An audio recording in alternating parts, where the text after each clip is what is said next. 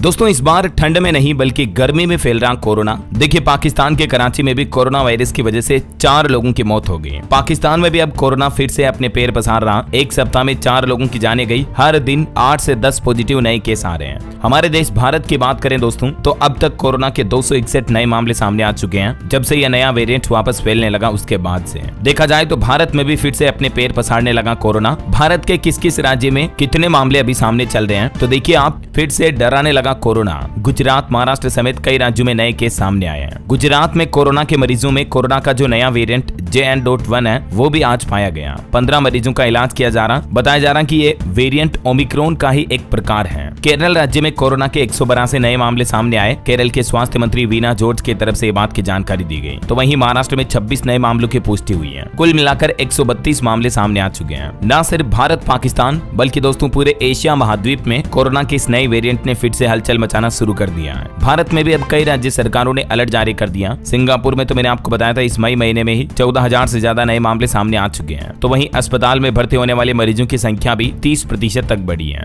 Bollywood actress Shilpa Shirodkar के बाद अब कोरोना की चपेट में एक और मशहूर अभिनेत्री आ गई और उनकी मां भी पॉजिटिव पाई गई है। तो वहीं देश की राजधानी दिल्ली में भी फिर से डराने लगा कोरोना। 23 नए मरीज सामने आए। हालांकि सरकार का कहना दोस्तों की चिंता की बात नहीं है, लेकिन फिर भी NCR के इलाकों में हलचल सी मच गई। आज 2 और नए मरीज मिले। उसके बाद अब कुल 5 पॉजिटिव लोग हो चुके हैं। भारत के मानचित्र में आप देख सकते हैं कोरोना का स्टेटस अभी क्या चल रहा है। टोटल 261 केस चल रहे हैं। हरियाणा, दिल्ली में 5-5, सिक्किम राज्य में 1, राजस्थान में 2, गुजरात में 7, महाराष्ट्र, कर्नाटक, केरल इन दक्षिण भारत के राज्यों में ज्यादा मामले चल रहे हैं। अभी देख सकते हैं आप तमिलनाडु, पुडुचेरी, यहाँ 56, 95, 10, 66 इतने मामले चल रहे हैं। पश्चिम बंगाल में भी एक पॉजिटिव केस है और बीते कुछ दिनों में भारत में 2 लोगों की मौतें हुई है कोरोना की वजह से और टोटल केस अभी 261 चल रहे हैं। और पड़ोसी देश पाकिस्तान में भी जैसा कि मैंने आपको बताया 8 से 10 नए मरीज रोजाना पॉजिटिव आने लग गए हैं। कराची के श्वसन रोग एक्सपर्ट डॉक्टर जावेद खान ने भी बताया कि सांस से संबंधित बीमारियों के मरीजों की संख्या ज्यादा बढ़ रही है। पूरे एशिया महाद्वीप की बात करें तो कोरोना के 50,000 से ज्यादा नए मामले सामने आ चुके हैं। सिंगापुर में 14,200, थाईलैंड में 17 मई तक 33,000 से ज्यादा नए मरीज मिले।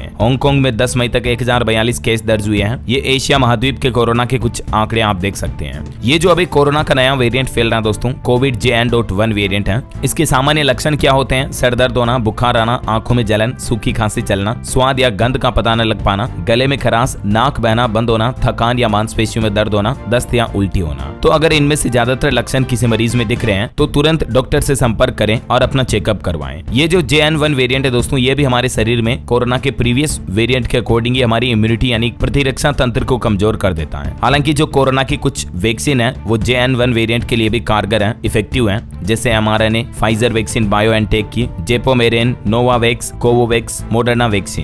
अब देखिए बढ़ते कोरोना के मामलों पर एक्सपर्ट का क्या कहना है। एशिया में बढ़ रहे कोरोना केस भारत में कितना खतरा हो सकता है? एक्सपर्ट बोले कि अभी तक नया वेरिएंट पूरी तरह से फैलने तक तो हम सेफ हैं, लेकिन क्या फिर अगर केस बढ़ने लगे तो हमें वैक्सीन लगवानी होगी। अभी ज्यादातर डॉक्टरों का ये कहना कि कोरोना 3-4 दिनों के फ्लू की तरह है, तो हमें ज्यादा डरने की जरूरत नहीं है। गीतांजलि जो सिंगापुर में रहती है वो कहते हैं कि अभी वहाँ स्कूल, कॉलेज, ऑफिस वगैरह सब खुले हुए हैं। सिंगापुर सरकार ऐसे समय में अलर्ट रहती है और एक्सपर्ट का ये मानना है कि वैक्सीन और ओमिक्रॉन वायरस दोनों के कारण हमारी इम्यूनिटी भी डबल हो चुकी है। तो जब तक कोरोना का कोई बिल्कुल ही नया फ्रेश वेरिएंट नहीं आ जाएगा तब तक कोई चिंता की बात नहीं है। अभी जो ये वेरिएंट चल रही है ओमिक्रॉन के ही म्यूटेंट वेरिएंट है, JN.1 वगैरह, ये समझ रहे हो। तो इसलिए ये ज्यादा खतरनाक तो नहीं है, हमें इतनी डरने की कोई बात नहीं है, लेकिन फिर भी सावधान रहना चाहिए, है ना। भीड़ भाड़ वाली जगहों पर ना जाएं तो मास्क का इस्तेमाल अवश्य करें। इन कुछ बातों का ध्यान रखें। और बाकी दोस्तों आप भारत के कौन से राज्य में, कौन से जिले में रहते हैं मुझे नीचे कमेंट करके बताइएगा जरूर। साथ ही इस वीडियो को लाइक और शेयर करना, DLS न्यूज चैनल को सब्सक्राइब करके